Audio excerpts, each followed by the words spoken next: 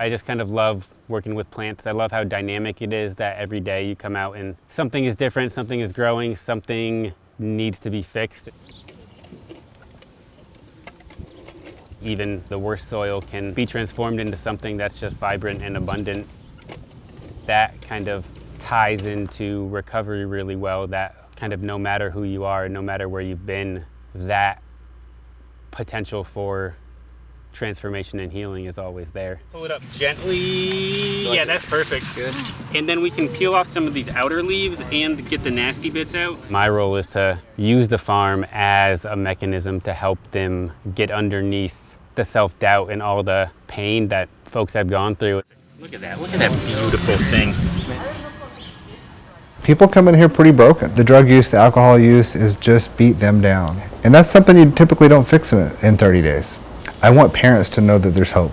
When my son turned 18, that's when his addiction started. He had broke his arm in a football game, and they gave him opium in the hospital and then a prescription of pain pills. Well, he was homeless for a year, and he picked up the phone one day and says, "Dad, I don't want to do this. I want to be sober." We kind of started kicking around this idea of building this place together. We spent a good year building this and getting ready to open our doors, and 2 weeks before we opened our doors, my son relapsed. It kind of broke me there for a minute, and I thought, oh, I've got control of this. I have control of the situation. I can build a treatment center to keep my son sober.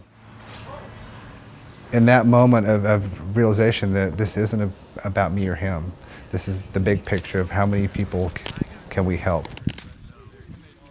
This is my first time being completely sober in 12 years. Yeah, that still looks good. I was drinking a handle of whiskey a day. I got into this relationship. He sent me to the hospital twice. It was a really abusive relationship.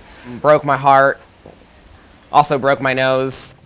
Once I got out of the hospital, I packed everything I owned, and I came here to Austin. I came here with a little fear that no one was going to accept me because that's how I grew up. I come from a religious household who had to go through gay conversion therapy.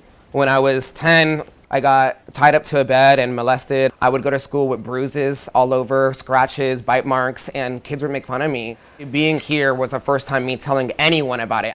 Being a person of color and being queer as well, I was really scared because in treatment places, I know it's all gonna be cis white males. The guys here really proved me wrong. They accepted me and welcomed me with open arms. We all come here with not the same struggle, but struggling, and to try and grow and to get better. That was probably the biggest harvest that we've done so far, right? To become better people, to become the men that we know that we can be.